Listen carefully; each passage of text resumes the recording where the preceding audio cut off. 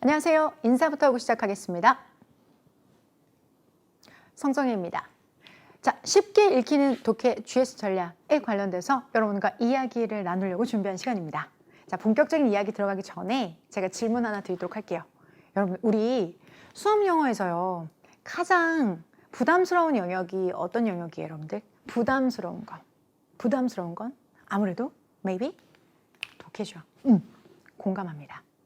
저도 여러분이 독해를 가장 힘들어하시고 부담스러워 하신다는 것에 너무나도 공감합니다. 그래서 본격적인 이야기에 들어가기 전에 저는 여러분에게 약속 하나를 드리려고 합니다. 저는 독해에 관해서 타협하지 않고, 물러서지 않고 솔직한 제 소견을 말씀드리도록 하겠습니다. 이 영상 속에서요. 자, 이 영상 속에서 저는 이런 말씀은 드리지 않겠습니다. 내 방법대로만 해봐. 내 스킬대로만 하면 문제 바로 맞출 수 있어. 손바닥 뒤집기 같이 너의 독해는 한순간 달라질 수 있어. 이런 말씀을 드리지 않겠습니다. 실제로 그런 방법이 존재한다면 여기 노량진에 한국에 수없이 많은 학생분들이 독해 때문에 힘들어하고 눈물을 시험이 끝나고 뚝뚝 흘리지는 않을 거라고 생각합니다. 그래서 저는 여러분에게 독해를 한순간 손바닥 뒤집듯이 내 방법대로만 하면 할 수 있어 라는 이야기를 하지 않겠습니다. 독해에 대한 제 소견 타협 없이 이 영상을 통해서 있는 그대로 말씀드릴 것을 약속드리고 시작하도록 하겠습니다. 그리고 화면을 보고 계신 여러분들도 지금부터 제가 드리는 이야기에 공감하는 부분이 있으시다면 조금 몸을 화면에 가까이, 그리고 지금부터 제가 드리는 그 방법에 대해서 나에게 투영해 봤을 때 과연 나는 어떻게 될까? 내가 이것을 시간을 들여서 해볼 만한 가치가 있을까를 끊임없이 자기 모습에 비춰서 생각해 주시기를 꼭 부탁드립니다. 자, 본격적인 제 독해에 대한 소견을 드리도록 하겠습니다. 독해를 부담스러워하는 여러분에는 여러 가지 모습들이 있습니다. 10,000명의 학생들이 있다면 실제로 독해가 어려운 이유는 12,000개가 넘습니다. 각자 다른 이유로 또는 복합적이도 중복된 이유로 힘들어 하시는 거죠. 자, 우선 첫 번째, 도대체 이 글이 뭐라고 하는 겁니까? 뭘 하는지를 모르겠어요 라는 그대가 있다면, 또 다른 한편에는 선생님 제가요 읽을 수는 있는데요, 근데 이게 왜 정답이 3번이어야 돼요? 왜 정답이 꼭 2번은 될 수가 없는 건가요? 라고 해서 읽을 수 있지만 결과적으로 정답을 뽑아내는데 어려움을 겪는 또 다른 그대가 있을 수 있습니다. 자, 실제로 독해라는 것은 하나의 영역 안에 여러 가지 구조들이 들어가 있습니다. 독해의 가장 시작점은 여러분도 아시는 것처럼 뭐죠? 단어죠. 단어를 배열해서 의미를 만드는 그 의미 파악의 구문이라는 게 있겠고요. 그리고 그 구문을 통해서 문장을 읽고 논리적으로 답을 뽑아내는 논리사고 과정이 있습니다. 즉, 독해라는 것이 각각 다른 이유로 안 되는 이유는 바로 여러 겹의 구조로 구성되어져 있는 것이 바로 독해이기 때문입니다. 자, 독해는 홀겹이 아닙니다. 낱장이 아닙니다. 그렇기 때문에 손바닥 뒤집듯이 바뀌는 게 아닙니다. 여러분이 어떤 힘듦이 있으시다면 그건 단순하게 하나의 문제가 아니라 여러 가지 이유들을 가지고 독해는 부담으로 다가오는 겁니다. 고로 독해 관련해서의 해결책도 홀겹의 솔루션으로는 가능하지 않다는 게 제 소견입니다. 독해를, 이런 다단계로 구성되어져 있는 독해를 혹시 단순하게 해석의 문제로만 생각하셨다면, 독해는 해석이 다가 아니야? 라고 생각하셨다면 여러분들은 어려움을 겪으실 수 있습니다. 단순히 해석의 문제가 아닙니다. 독해는 세 가지의 복합체입니다. 자, 첫 번째, 글을 이해하는 능력, 글을 읽어내는 능력이 먼저 첫 번째입니다. 두 번째, 문제를 푸는 전략이 필요합니다. 세 번째, 출제 유형마다의 특징을 파악하고 있어야만 합니다. 이 세 가지의 특징의 교집합인 바로 여기가 독해입니다. 고로 독해는 홀겹이 아닙니다. 그래서 이 문제를 해결하는 솔루션도 세 가지여야 합니다. 자, 쉽고 빠르게 정확하게 독해를 맞출 수 있는 세 가지 방법을 제안드립니다. 그 세 가지 전략의 시작이 바로 GS입니다. 그래서 저희 강의 제목이 쉽게 풀리는 GS 전략입니다. 자, GS에 대해서 한마디로 정리해 드린다면 GS는요, 글을 이해하는 방법입니다.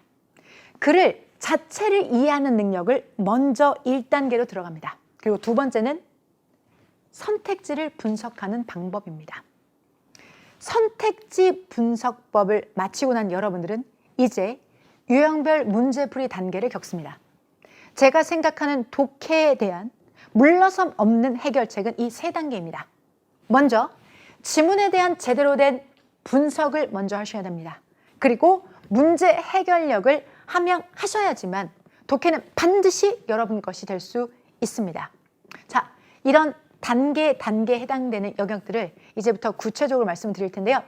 해당 영상을 여기까지 진지하게 봐주신 여러분들이라면 저는 지금부터 여러분에게 단순하게 전략을 소개하고 보여드리는 것이 아니라 문제를 직접 풀 것입니다.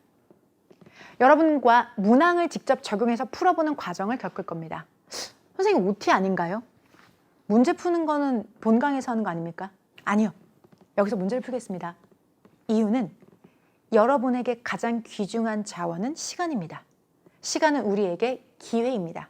이런 기회 비용을 내가 투여하기 전에 이 방법이 나한테 맞나?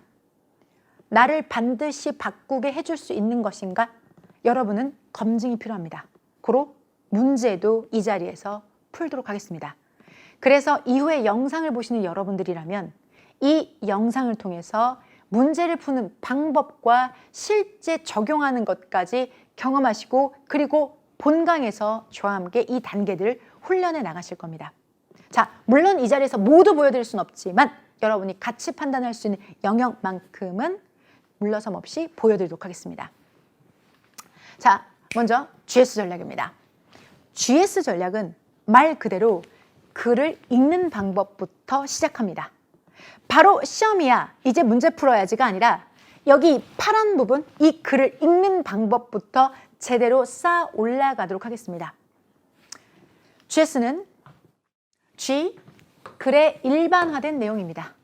General, 일반화된 내용이 먼저 제시가 되고 그리고 그에 대한 상세한 구체적 부연이 들어갑니다. 세상의 모든 글은 GS를 벗어나서 제시되지 않습니다. 고로 이 GS에 대한 훈련을 먼저 진행하도록 하겠습니다. 우리가 여러분들이 구문 X 단계, 즉 문장을 읽는 단계는 충분히 연습을 하셨을 겁니다. 제가 16일 만에 반드시 읽게 해드리겠습니다. 여러분과 약속을 지켜나갔고 지금 화면을 보는 여러분들이라면 문장을 읽을 수 있는 정도에까지 오셨을 겁니다. 자, 그런데 혹시 이런 유경험 있으실까요? 문장 단위는 잘 읽을 수 있는데 독해부터는 왠지 나는 수업을 따라가다 놓쳤다. 수업을 듣고 있는데 어느 순간 강사 혼자 후다다다닥 풀고 정답이 3번이라고 하더라. 근데 거기서부터 내가 독해에 정이 떨어졌다. 의지가 사라졌다. 이런 경험 있으실까요?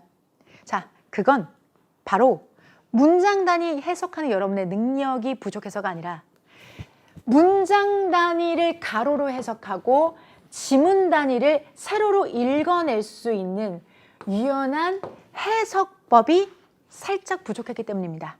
그 과정을 어려움 없이 덜컥거림 없이 앞으로 나아가게 만드는 과정이 바로 GS입니다. GS는 글을 빠르게 읽게 해드립니다. 긴 지문이라도 쉽게 빠르게 읽을 수 있게 해드리는 게 바로 GS입니다. 자, 이런 GS는 모든 글에 공통되게 적용됩니다. 그리고 여러분이 앞으로 가장 많이 보시게 될 바로 그 GS의 실체는 이렇습니다. 모든 글은 일반화를 통해서 시작이 됩니다. 그런 글은 상세화를 통해서 전개가 되지요. 자, 대부분의 글이 그런데 가끔씩 자기가 했던 일반화에 대해서 바로 반대로 이야기하는 경우가 있습니다.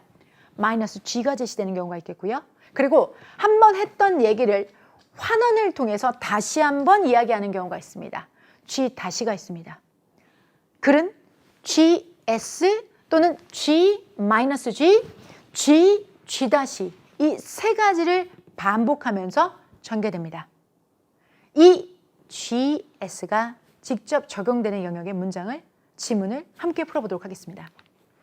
자, 보시죠. 실제 해당 지문은 출제기조 변형 문제에 해당되는 문항입니다. 자, 해당되는 글에 맨 처음에 이런 G에 해당되는 영역이 있습니다. 교육적 차이에 대해서 나오고 있고요. 이 갭이라는 게 존재하는데 학생들 사이에서 이것은 계속해서 중요한 불평등이라는 것을 만들어내고 있어. 교육 시스템에 라고 해서 작가는 일반화된 자기의 생각을 먼저 제시를 하고 있습니다. 교육의 차이가 있다는 거죠. 그리고 그 뒤에 최근의 데이터가 드러내고 있는 것은 이라고 하면서 본인의 생각이 옳음을 상세화를 통해서 구체적으로 전개를 합니다. 그리고 다시 글을 마무리하기 직전 다시 한번 이야기합니다. 자, 지속되어져 있는 교육에 있어서의 이런 분리됨의 문제는 반드시 다루어져야만 합니다. 모든 수준의 교육 시스템에 있어서 해결책을 찾고자 우리는 노력해야 합니다. 라고 해서 본인이 제기했던 문제점에 대한 해결책도 다시 한번 G-로 이야기를 하고 있죠. 일반화된 이야기를 상세화 그리고 다시 한번 언급.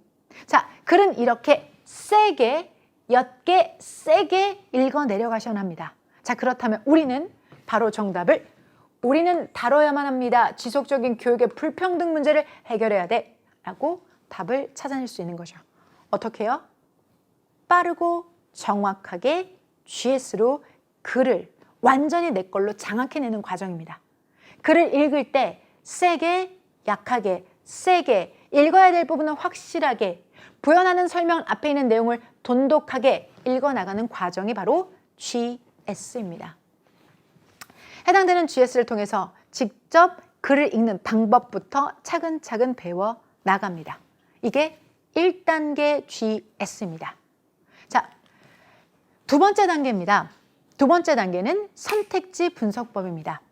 선택지 분석법. 실제 여러분들 2차 기조 전환 문제가 발표가 됐습니다. 한창 복숭아가 맛있을 때 2차 기조 문항이 발표가 돼서 제가 해설지 표지를 이렇게 잡았어요. 실제로 여러분들 이 해설지는 36장입니다. 36페이지입니다. 이 2차 기조 전환 문제를 이렇게 출판되는 원고급으로 해설을 해놓은 자료는 지금 이 OTG 있는 시점에도 없습니다.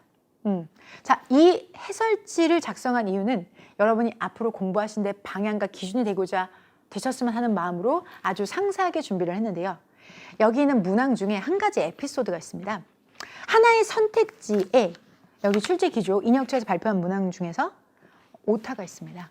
선택지의 오타. It's not critical. 그렇게 여러분들 막 어렵고 막 심각한 문제는 아니에요. 그냥 오타가 살짝 있었어요. 그런데 이 에피소드를 통해서 우리가 하나 생각해 봐야 될 부분, 그리고 제가 여러분에게 늘 말씀드리는 부분, 지문은 논문입니다. 아티클이에요. 웹페이지예요. 분명히 어딘가에 출처가 있는 것들입니다. 그러나 여기 아래 선택지, 여기 아래 이 선택지는 세상에 존재하지 않았던 것들입니다. 단순히 누구 머리에서 나왔을까요? 출제자의 머리에서 만들어낸 순수 창작입니다. 해당되는 순수 창작은 이렇듯 에피소드로 오타가 나올 수도 있어요. 대신 이 오타를 통해서 우리가 하나 생각해 봐야 될 부분이 있죠. 어떤 부분이요? 이 선택지에서는 출제자의 마음이 드러날 수밖에 없다. 왜? 창작자는요, 정답을 제외한 오답을 못생기게 만들어야 되는 의무를 가지고 있습니다. 자, 그러면 그 못생기게 만드는 과정에서 선택지 간에 서로 힘의 관계가 비추어질 때가 있죠. 그 선택지 간의 힘의 관계를 분석하는 것이 바로 선택지 분석법입니다. 실제로 하나의 예시를 보여드리도록 하겠습니다. 자, 선택지는 출제자가 만든다는 것을 염두에 두십시오. 의도를 깨뜨릴 수 있는 방법은 바로 선택지입니다. 자, 이것을 통해서 우리는 명확하게 오답을 제거할 수 있습니다. 또한 시간도 단축할 수가 있죠. 왜? 우린 4가지 선택지 다 보지 않아도 되니까요. 그리고 정답 선택을 할 때 불확실성을 최소화한다는 것은 우리에게 스트레스를 줄여주는 방법입니다. 스트레스를 줄인다는 건 결과적으로는 그렇습니다. 여러분들이 3번일까 2번일까 2번일까 4번일까 그 과정에서 우리가 느끼는 압박감, 그 압박감을 가볍게 해주는 거죠. 자, 실제 예를 들어볼까요? 해당되는 문제는요, 기출 문제입니다. 해당되는 기출 선택지를 보시면 1번, 2번, 3번, 4번 중에서 3번 그리고 4번은 답이 될 수가 없습니다. 이유는 lead to는 앞에가 원인, 뒤에가 결과를 불러오는 인과관계입니다. 또한 result in 원인과 결과를 불러오는 인과관계입니다. 고로 정답이 될 수 없습니다. 왜요? 자, 모든 문제의 정답은 하나입니다. 하나의 문제의 정답이 하나인데 만약에 3번이라면 4번도 덩달아 답이 돼야만 합니다. 4번이 정답이라면 3번도 답이 돼야 되겠죠. 자, 그렇다면 3, 4번은 태생이 답이 될 수 없다는 것을 의미합니다. 선택지를 못생기게 만드는 과정에서 출제자는 오답을 미리 말해준 거죠. 자, 이 두 문항이 사라지면서 우리의 정답률은 50%로 올라갑니다. 네 가지 중에 하나의 25%가 아니라 50%로 늘어납니다. 이 둘 중에 하나를 골라내는 것은 이 네 가지 중에 하나를 골라내는 것보다 훨씬 더 수월합니다. 우리의 스트레스는 줄어들고 정답률은 높아지는 거죠. 그리고 읽을 수 있는 능력으로 우리가 스피드업, 가속화시키다까지 없애버리게 된다면 정답은 way on 100%가 되는 거죠. 자, 이렇게 선택지에서 출제자가 남겨놓은 단서와 그 마음을 비추어서 없애버리는 과정이 바로 선택지 분석법입니다. 선택지 분석법을 통해서 스트레스는 줄이고 더 빠르고 정확하게 정답률을 높여가는 과정을 2단계에서 훈련합니다. 자, 마지막 3단계입니다. 3단계. 자, 출제 유형을 이해하고 유형별 풀이법에 대해서 공부하는 시간입니다. 유형별 풀이법 여러분들 결과적으로 우리는 읽으면 바로 맞출 수 있는 문제들이죠. 어떤 거? 주제, 제목, 요지, 오답률이 낮습니다. 특히나 실용문의 이해 같은 문항들은 실제 이런 예상 문항들로 데이터를 돌려봤었을 때 실제로 여러분들이 적은 오답률을 보여주셨습니다. 즉 시간만 충분하다면 읽을 수만 있다면 맞출 수 있는 유형들이죠. 자, 그에 비해서 빈칸, 삽입, 삭제, 배열 즉 16번부터 20번까지 차지하는 영역들은 여전히 전통적으로 오답률이 높습니다. 즉 수험생의 기준으로 봤었을 때는 쉬운 문제와 그리고 어려운 유형으로 나눠지게 되는 거죠. 고로 우리는 두 가지를 다르게 접근합니다. 첫 번째, 쉬운 유형의 문제들은 단순하게 정답을 맞추는 것으로는 족하지 않습니다. 당연히 맞춰야지요. 그런데 빠르고 정확하게, 즉 빠르게 하는 것에 목표를 두고 여러분들의 정확성은 확보하는 것이 이 유형들의 우리의 전략입니다. 자, 여기서 확보한 시간들은 여기에서 투자가 되는 겁니다. 충분히 읽을 수 있는 시간을 확보했던 이 문항들을 어렵게 풀어내시는 게 아니라 쉽게 풀어내게 하시는 것이 목적입니다. 즉, 두 단계, 쉬운 문제는 빠르고 정확하게, 어려운 문제는 쉽고 빠르게 풀 수 있게 만들어 드리는 게 저희 마지막 유형별 전략법입니다. 실제로 예시를 들어서 함께 이야기를 나눠보도록 하겠습니다. 자, 해당되는 문제도 역시나 마찬가지로 출제기조 전환 발표 문항이고 여러분들이 어려워하시는 배열 문항입니다. 자, 배열 문항은 세 가지의 키워드를 먼저 잡으셔야 됩니다. 연결사, 지시어, GS입니다. 연결사, 지시어, GS. GS 아까 그 1단계 맞습니다. 글을 제대로 읽을 수 있다면 우리는 GS에 대한 준비도 되어 있는 상태로 3단계 유형별 풀이법을 들어가기 때문에 GS를 적극 활용합니다. 이 세 가지 영역을 먼저 지금 보시는 지문에다가 체크를 합니다. 체크하기 위해서 준비물 형광펜 세 가지 색깔을 준비해 주시는데요. 지금 화면에만 집중해 주시기 바랍니다. 먼저 이렇게 색으로 체크를 해주시면 됩니다. 끝인가요? 아니요. 이 상태에서 색깔 맞추기 들어가는 겁니다. 색깔 맞추기. 즉, 자, 여기 있는 C의 붉은색은 살짝 위로 올라가고요. 여기 있는 A는 살짝 내려오고요. 또 여기는 The Little Bubble은 더 내려옵니다. 이렇게 해서 배열을 나단 맞추면 정답은 C, A, B입니다. 색깔 맞추기. 정답?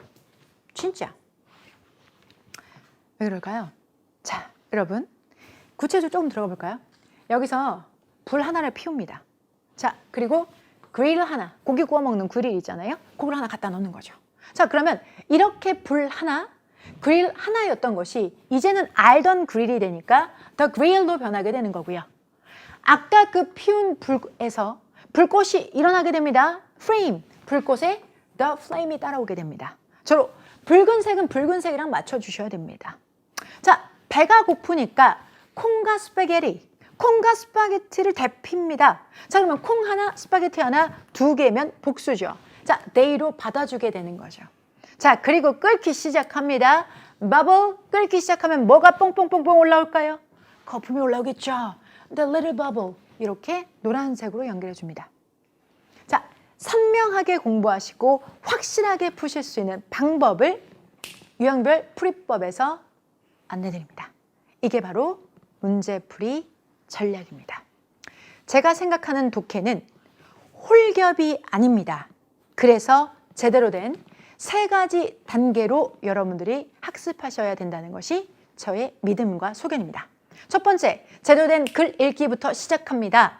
GS를 통해서 지문을 읽는 방법, 분석하는 방법부터 시작합니다.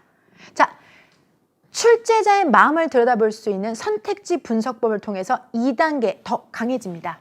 마지막 3단계, 유형별 풀이법을 통해서 선명하게, 명확하게 문제를 풀 수 있는 단계를 연습합니다. 홀겹이 아닌 독해는 이렇게 물 쓸 틈 없이 3단계로 준비합니다. 그리고 완전히 체화돼서 시험장에 들어가서 혼자 시험을 보실 수 있게 충분한 연습량을 함께 하는 것이 제가 생각하는 제대로 된 독해입니다. 마무리하겠습니다. 독해는 사전적 정의가 이렇습니다. 독해는 읽고 이해하는 능력이다 라고 합니다. 하지만 수험에서는 읽고 이해하는 것으로 끝내서는 안 됩니다. 읽고 맞추는 영역이 되어야만 합니다. 여기까지는 강사로서 제가 여러분에게 드리는 말씀입니다. 그리고 마지막은 강사가 아닌 여러분보다 조금 더 오랫동안 공부하고 연구하고 수험을 했던 선배로서 드리고 싶은 말씀으로 마무리하고자 합니다. 독해를 한다는 건, 글을 읽는다는 건 독해 5점 그 이상의 가치가 있습니다. 글을 쓴 작가의 생각을 들여다보고 새로운 문화를 경험할 수 있고 새로운 세상을 향해서 들어갈 수 있는 문을 열어주는 것이 독해 글 읽기입니다. 그런 독해가 수험에서는 무겁고 부담스럽습니다. 독해 긴 지문만 보면 한숨이 휴부터 나옵니다. 그러지 않도록 만들어 드리겠습니다. 글을 읽는다는 게 설레이고 글을 읽는다는 게 즐겁다는 것을 경험할 수 있게 반드시 해드리고 싶습니다. 독해는 새로운 세상을 여는 시작이고 그런 시작을 지금 우리는 문제로 마주한 것뿐입니다. 그러니 한숨이 아닌 반가움으로 지문을 설레이는 마음으로 읽을 수 있게 저도 같이 공부하고 그리고 함께 하겠습니다. 독해가 단순하게 수업 영역이 아니라 여러분에게 자신감과 전략이 될 수 있도록 수업 준비하겠습니다. 글을 읽는다는 것에 행복이 무엇이든지 꼭 보여드리고 싶습니다. 글을 읽는다는 게 얼마나 설레이고 기쁘다는 건지 하나씩 차근차근 보여드리도록 하겠습니다. 독해가 여러분의 전략이 될 수 있도록 저도 최선을 다해서 노력하겠습니다. 첫 강의에서 기대하는 마음으로 기다리겠습니다. 저는 지금까지 성정이었습니다.